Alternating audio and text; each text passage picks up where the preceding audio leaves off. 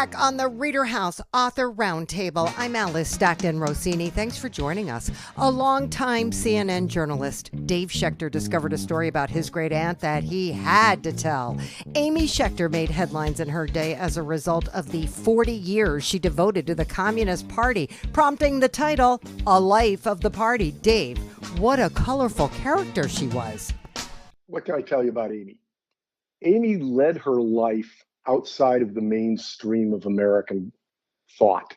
She devoted more than 4 decades to what was an unpopular cause.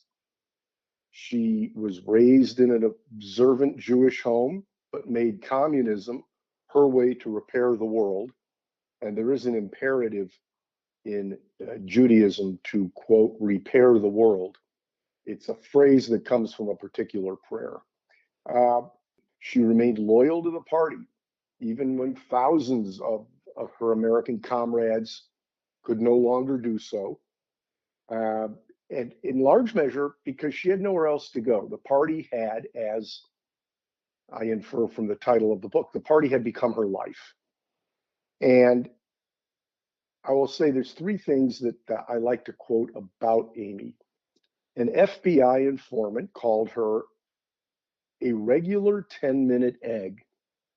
Now, if you're not of a certain age, you have to look that one up. A regular 10-minute egg meant hard-boiled.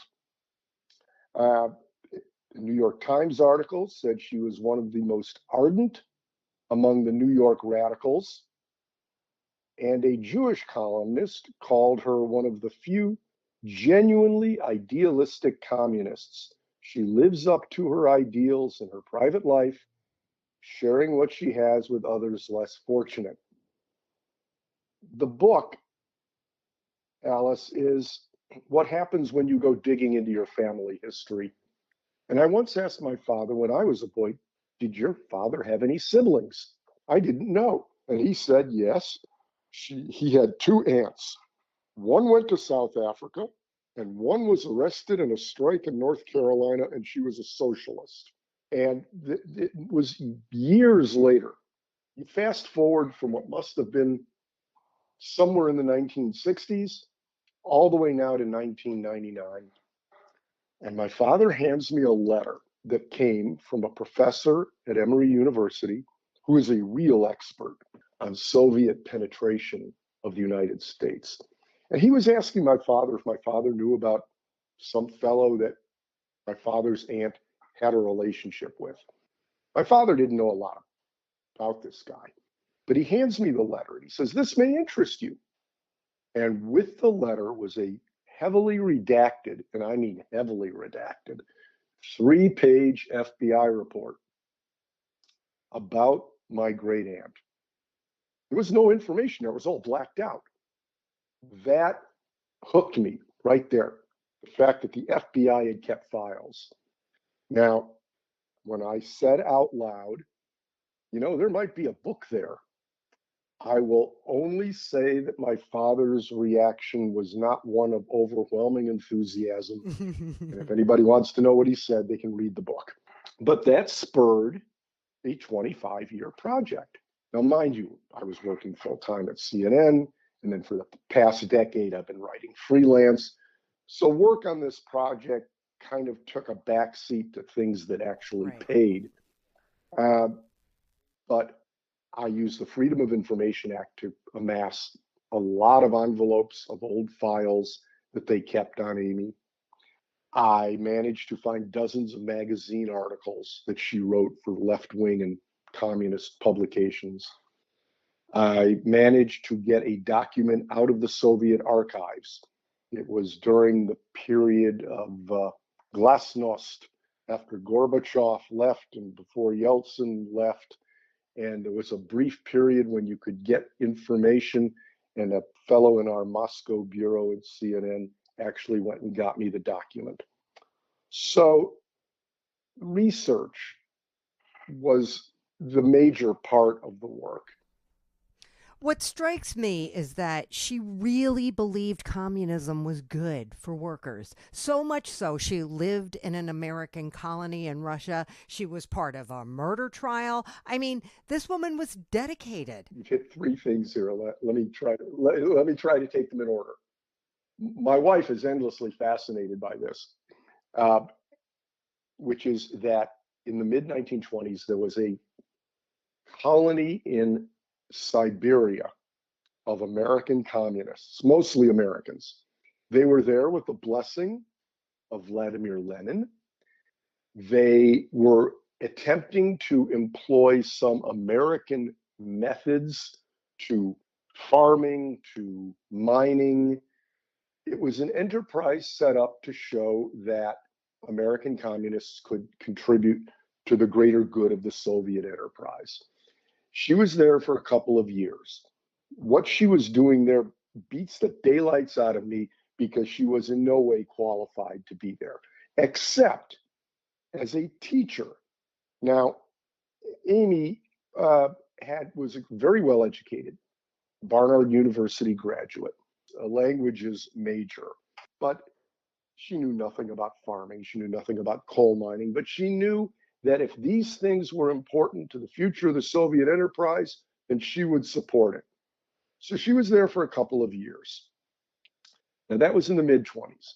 Now, the murder trial that you're talking about comes back to the United States, and at a certain point in early 1929, she is sent from New York by the party down to Gastonia, North Carolina, where she was put in charge of setting up a relief store, or a relief station, as it were, for the families of mostly men, perhaps as many as 1,300, who were on strike against the Lorry mill.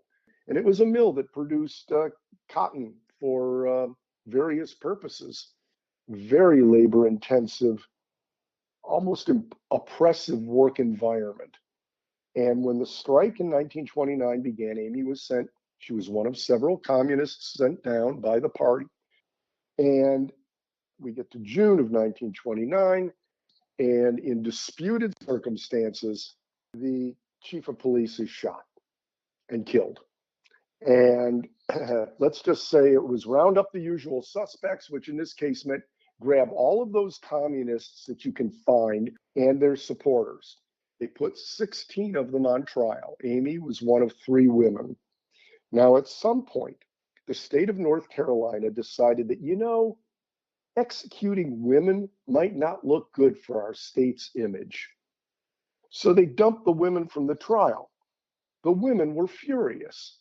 They sent a telegram that basically said, look, if the men are on trial, we should be on trial. We do not ask for any favor. Most of the men were convicted. Some of them fled to the Soviet Union, came back, and in the end, no one went to the electric chair. But the Lorry Mill trial in Gastonia, North Carolina in 1929 was, at the time, one of the most violent labor struggles in the United States. And Amy's work with the party was not just as an organizer, but as a journalist. She had been at coal mills where there had been labor strikes. She had been at textile strikes in New Jersey where there had been violence. So by the time she gets to Gastonia, she's in her late 30s. So she's been around the block a little bit now as an organizer. And the trial put her on newspaper front pages. You name the newspaper, they covered this trial. Oh, and her devotion to the party. Amy was a devoted communist, full stop.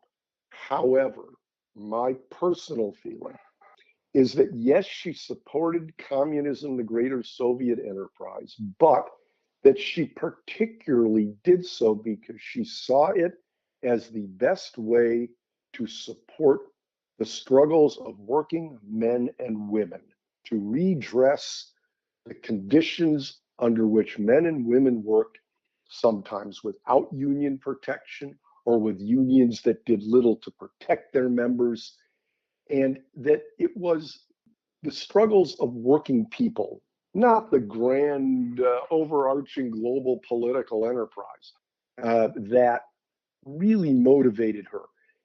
I find, when you write historical fiction, you can take a few liberties, but I basically have placed Amy in places where I know she was because the FBI kept a reasonably decent timeline of her activities.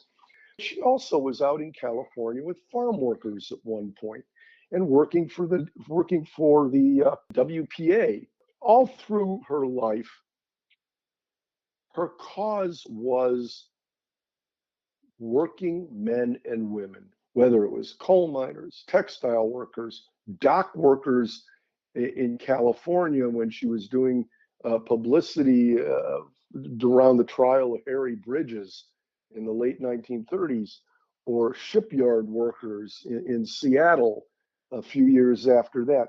Whatever it was, that was her cause. That's why I think she found communism to be attractive. But, the first thought is going to be, well, was she an informant? Was she doing anything to jeopardize anyone in the United States? Was she passing information? No, she was not. The best evidence of this I can tell you is that in 1956, when the Soviets rolled into Hungary, a lot of American communists, they were shocked. This was not what they had signed up for. And then a few years later, when Khrushchev denounces Stalin and in news, the word comes out about all of the hundreds of thousands, if not millions of people that died under Stalin, the American Communist Party was decimated. A very small number, relatively speaking, remained. Amy remained a loyal party member. If anything, she went out of her way to make life difficult for the FBI agents who would approach her. She would tell them to consult my attorney. She didn't have an attorney. So she was, as the New York Times wrote, one of the most ardent of the radicals. Now, when you're writing a book about someone and she left no letters and she left no diary and she kept no journal that I know of, then you don't have really a lot of the inside of her emotions. So that's where I had to rely on the articles that she wrote for the party publications and for other left-wing publications. She stayed loyal to the party because at a certain point, it was her life. She didn't have anywhere else to go. Now, I'll tell you, Alice, this is some years later, I got a hold of a couple of 88-year-old women who knew her. And one of them said, look, she was an important person. She was an important writer for the party. But both of these women said she smoked and her hair was a mess. That's how I knew that they knew her, because Amy was a bit unkept. And Amy, they used to joke during the strike in Gastonia about combing her hair before they went on, during the trial sessions. The other two women joked about, trying to make Amy presentable. So when these two told me little stories about Amy, I was able to glean little bits from that conversation. I just have to ask you one last question. Why Fulton Books? Why did you pick Fulton Books? Well, as I said, at a certain point, there's only so much rejection you could take. The great chicken and the egg. Yeah. Do you have an agent? No. Well, you got to get an agent if you want a publisher. But to get an agent, you got to have they want a book and the publisher wants an agent. And at a certain point, it's like, enough. I decided to self-publish. I asked around about self-publishing because self-publishing had a greater stigma than it does now. There are outfits that are looser in the way they handle material than others. And I talked with a woman who had done her work through Fulton Books, and she was quite complimentary of it. So I did some homework.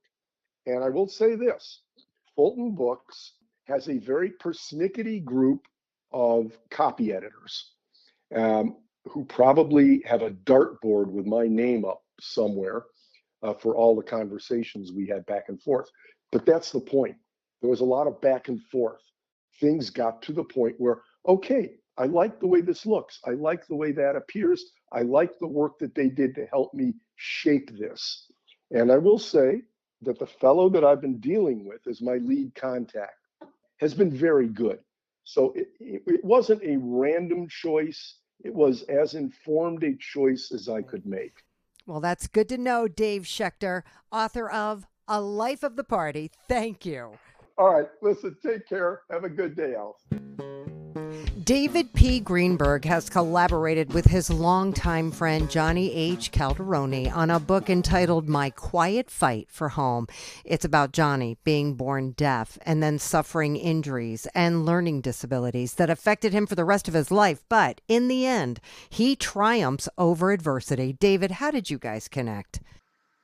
Johnnie is a major influence on the deaf community in Colorado. He was born in 1940, and just by living his life, he ended up having a profound impact on the deaf community in Colorado in general. My father was the first rehabilitation counselor for the deaf in Colorado. And my mother wrote a book called In This Sign, which became a movie called Love Is Never Silent, which is all of that is about the deaf. So Johnnie was one of my father's first clients and got close to both my parents throughout his life.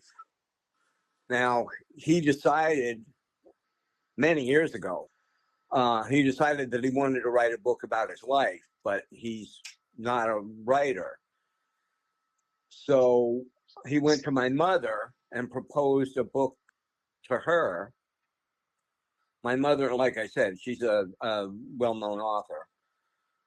She didn't want to do it, but she knew that I had wanted to develop a career as an author myself. And I had nothing published or other than writings that I had done on my own. I had no real writing experience. And she suggested that he propose the idea to me, which he did. And it took us 5 years to complete the book. We're co-authors, and that's it. That's how I came to know him. Okay, so tell me, what is Johnnie's story? Well, he was born in 1940 in rural Colorado in severe poverty. He's born deaf. He's not stone deaf, or he wasn't born stone deaf. He actually had about 50% hearing in one ear and profoundly deaf in the other. When he was 4 years old, he had a fall that damaged his knee. The prognosis at that point was to amputate the leg. He was 4 years old. His mother refused and said that whatever had to happen would happen, but the doctors needed to fix his leg. He ended up spending 6 years bouncing back and forth to different hospitals. And to this day, he has one leg is shorter than the other. He has no flexibility in one knee. And his hips are all offset and everything. So he basically suffered 3 disabilities as a child. And a lot of the surgery in those days was done with ether. And the ether impacted his brain in such a way as to create a learning disability, adding to communications issues. Also, because he was kept out of school for all those years, he never really learned any communication skills. So when he was 13 years old, he got admitted into one of Colorado's only deaf schools at that point, and began to develop communication skills. The upshot of the story is that he went on to become a successful athlete, a successful engineer, an artist, and an amazing communicator.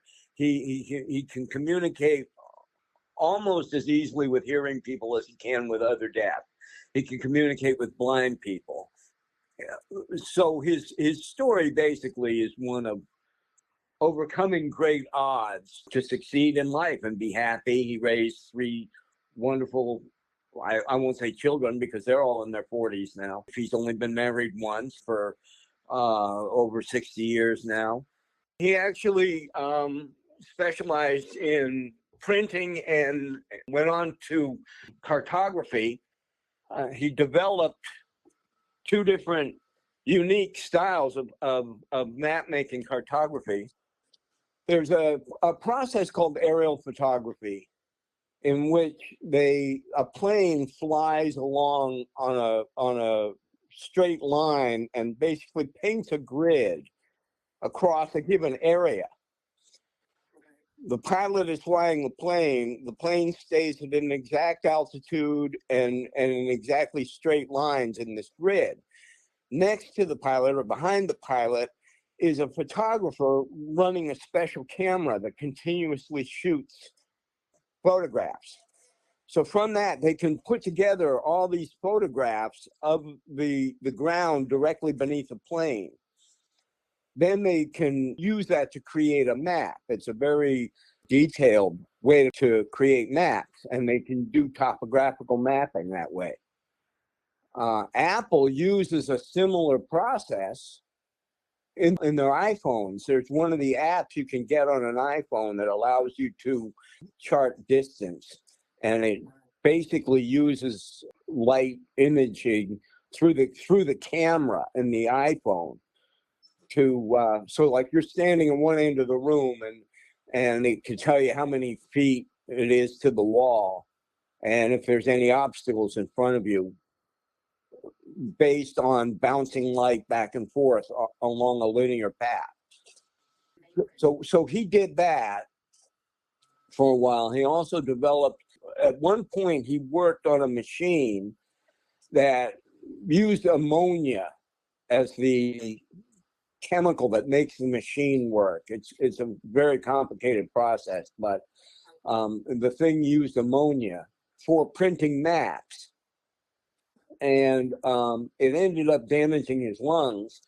And he realized that they could skip that step, basically, and that there was a process by which they could get the maps directly to the printer without having to create this ammonia-based first draft, we'll call it. And he figured out a way they could basically print drafts themselves. And when the drafts were printed and corrected, they could then send the final version directly to a printer without having to use the ammonia machine.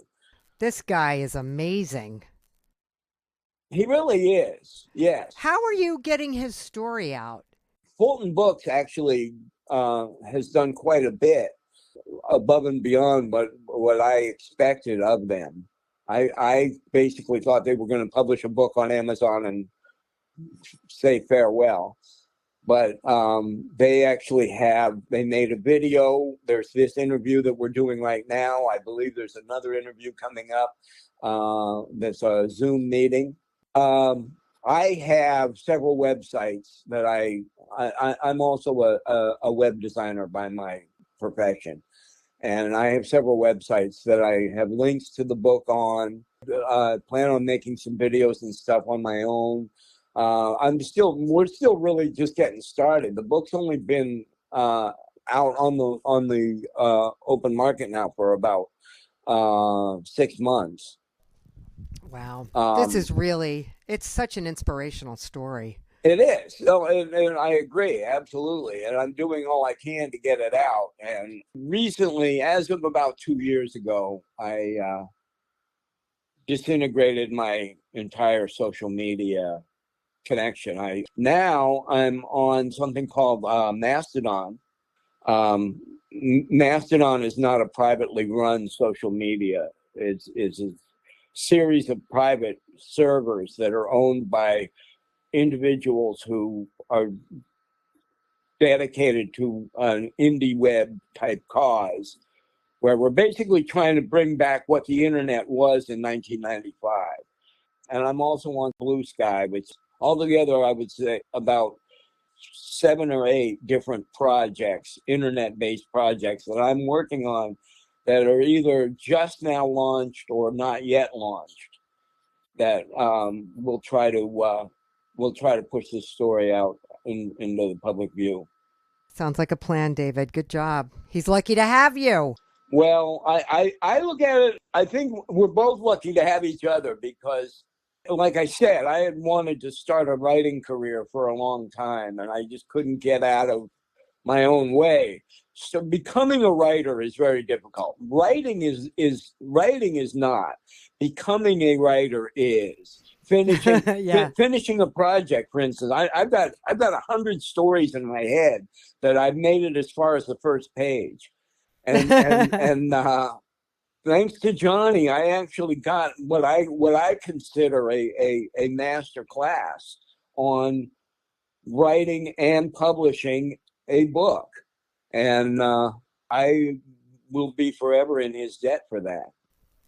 Well, I wish you the best of luck. David P. Greenberg and Johnnie H. Calderone, My Quiet Fight for Home. Yes, that's correct.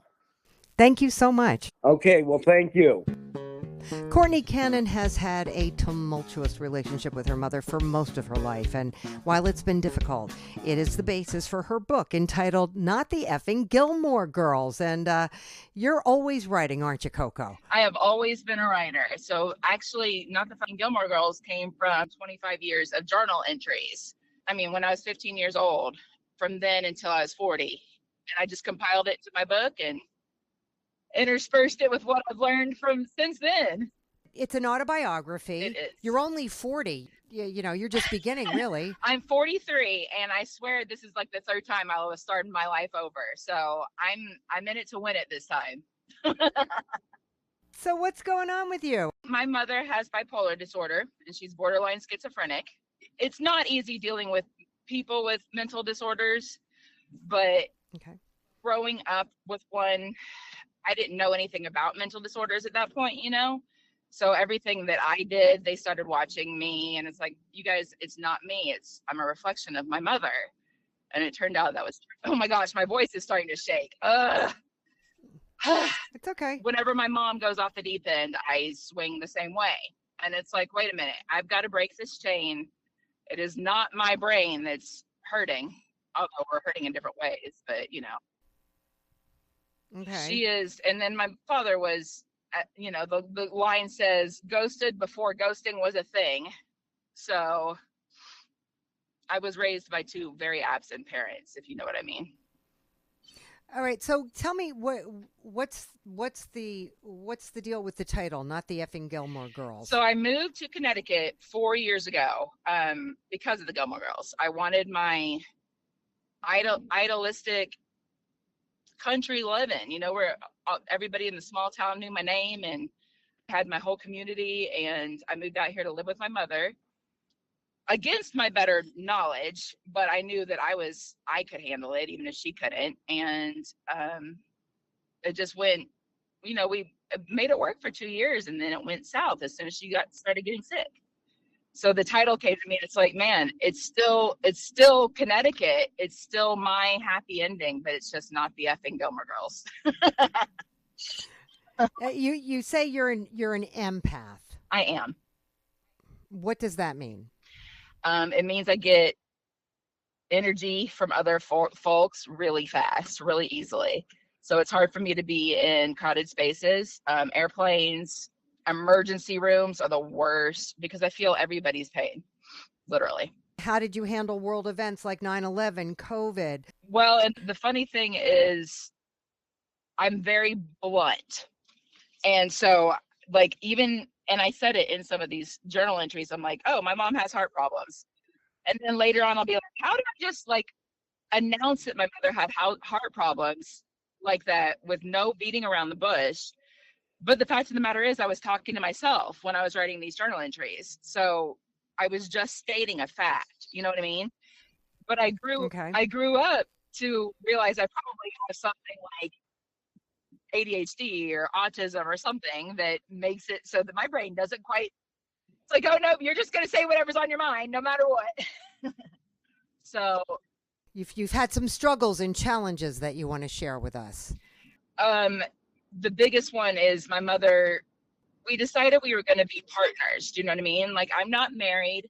So we decided in this economy that we were going to help each other. We were going to support each other financially, health-wise, whatever. So when she started getting sick and wouldn't listen to anything any of us had to say, I felt like I was going through a divorce.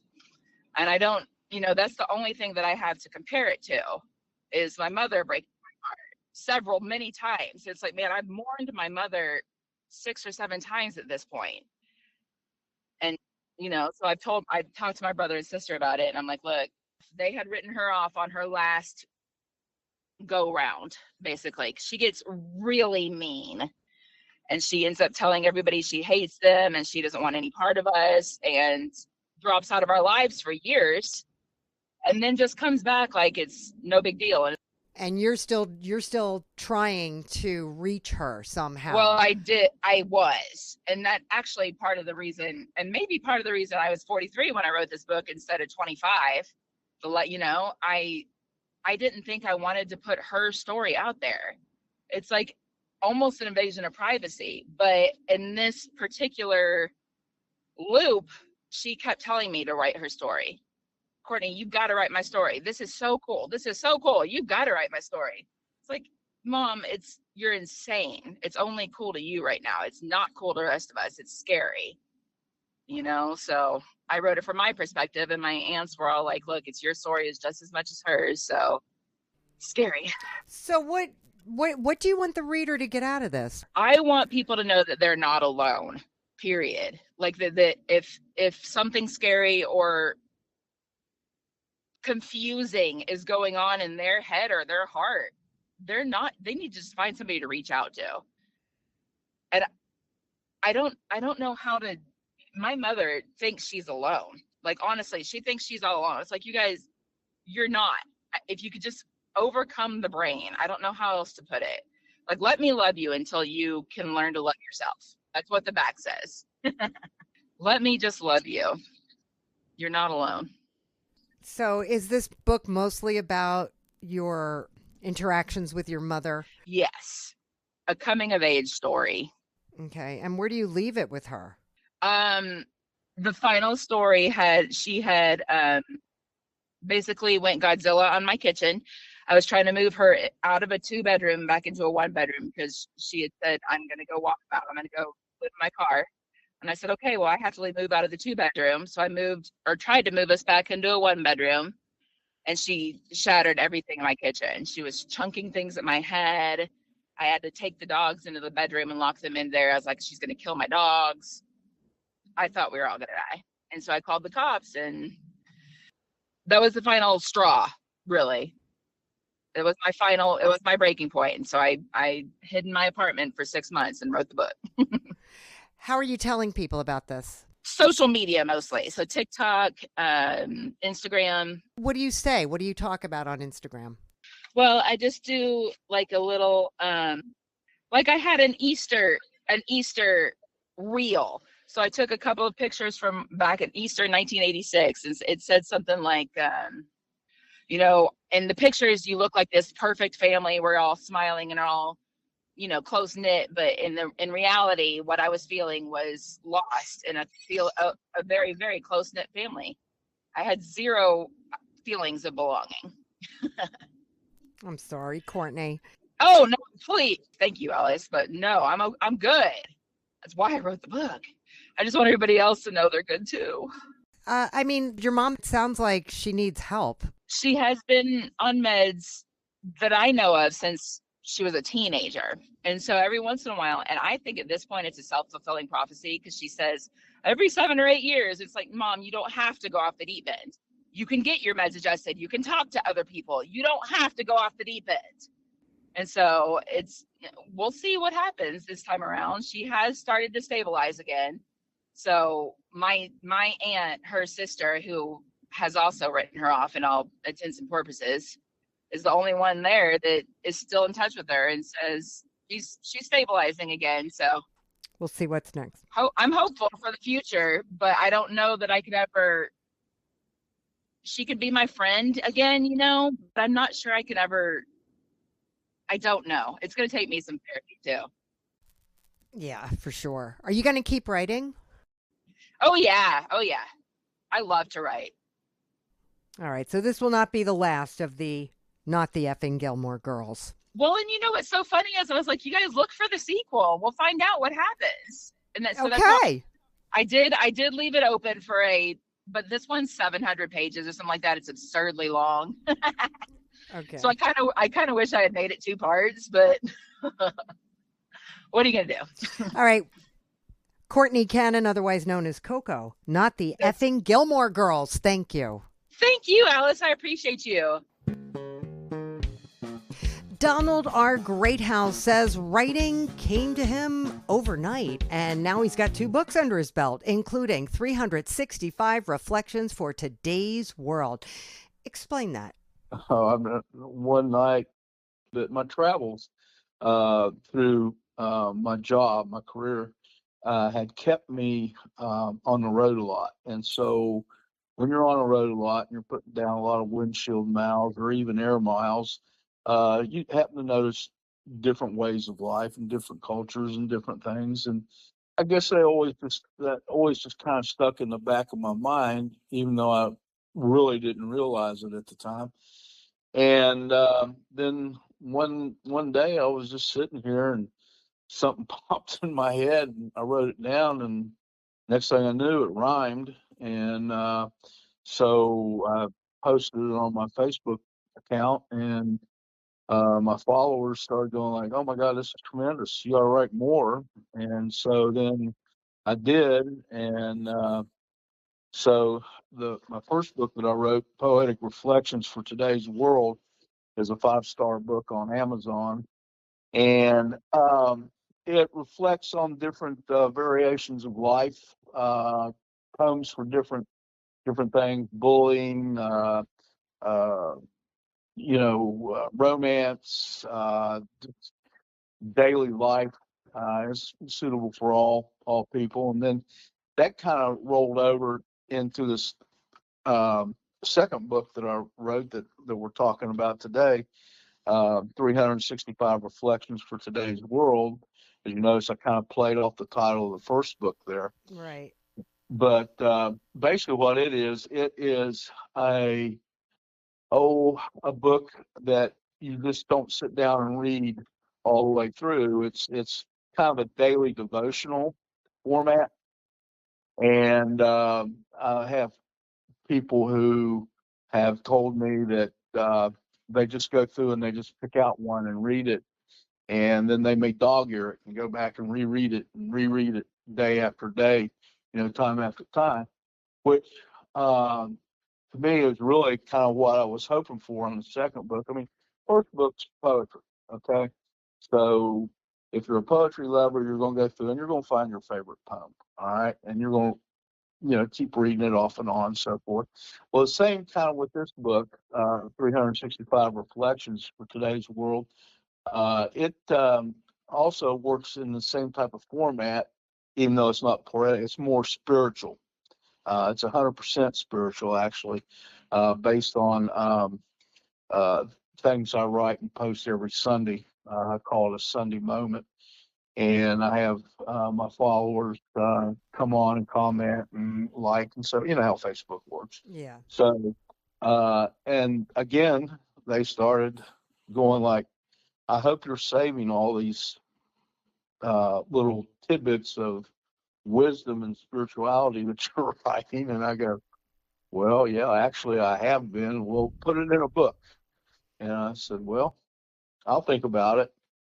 And so I did, and it became my second book. And where a lot of this stuff comes from, I'll be honest with you, I mean, I'll just be laying in bed at 2:00 in the morning. All of a sudden, I'll wake up and there'll be a thought in my mind, and I'll say, I got to write this down.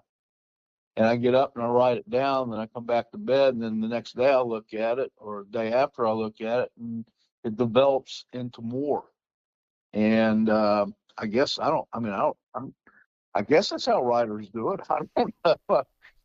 I mean, that's the way I do it. And Well, everybody's got their process, and I think it just depends on the person. And, things just come to you out of nowhere sometimes. They just do. yeah, well, and I think it's based a lot on daily life and activities, family and friends and trips and so forth and so on. So, can you share one of these reflections with me? Sure. The one that seems to really catch a lot of people's attention is the very first one. And the reason I made it the number one is because people who pick up a book like mine are having questions about their spirituality, or having questions about maybe depression or something like that. So I figured this was the best one, and I put it as number one. And it says, at times when you are down and feeling broken and worthless, think about this. The very same God who created the mountains, the oceans, the stars, the sunsets, the rainbows, the moon, the sky, and everything else beautiful and good in this universe, well, he stopped, looked around, and felt the world also needed one of you. Just simple, brief, and to the point. And hopefully somebody, who's down or upset or sad, maybe going through a depression, would see this and read it and think like, yeah, he did. He made one of me. Why did he make me? What is my mission? What is my goal? What is my purpose for being in this universe? And then hopefully it'll intrigue them to, well, let's see what's going on through the rest of the book. Right. Inspire that person to figure out, I must be here for a reason. I must be here for something. Well, I found out I fought depression for a while, and maybe that had something to do with it, with my writing and so forth. But I know firsthand that depression can give you a very lonely feeling. And even though you have friends and family around you going like, why don't you just smile? Why don't you just cheer up? It ain't that easy. Yeah. And so I was hoping that this book, if there's some people out there who are, questioning their role in this world, would be interested in this book and go through and pick up, and just start reading something out of it. And maybe it'll hit home, and maybe it'll change their life. I don't know. It's everything's up to God, and people have to want to change. And then there's other little things in here, just it's all pretty spiritual. There's on death. There's some things in here on death about, how people often look at death as the end of life when it's really the beginning of life. And, through your spirituality, if you're saved, Jesus and God will put you into a whole new world, a better world. And it covers all the bases, and it's based on 365 thoughts that I've had. Some of them are a paragraph, some of them are a sentence, some of them are 2 or 3 paragraphs. It's just depending on what I had to say and how I had to say it. I also included a couple of spiritual poems from my first book into this book, in case people see this book and they go like, well, what if he's written anything else? And then, so wait a minute, here's a poem from what he says is his first book. And they read that, and then maybe they go and, and look for the first book. Okay. How do you share this stuff? Mostly just on Facebook and Instagram. Although I've sent 3 of the poems into Nashville to be recorded, and I'm just waiting for some young budding country western music star to need a song and pick it up and make us both billionaires. There you go. All right. Donald R. Greathouse, 365 Reflections for Today's World. Thank you so much. You're welcome. Thank you. We hope you enjoyed this edition of the ReaderHouse Author Roundtable, where authors from all walks of life come together to discuss the trials, tribulations, and triumphs of publishing their books. I'm Alice Stockton Rossini. We hope to see you back here every Saturday night at 8 o'clock, or listen to our podcast anytime on Spotify, Apple Podcasts, Stitcher, TuneIn, and PodServe, just to name a few. The Author Roundtable is sponsored by ReaderHouse Online Bookstore, where independent new authors come first.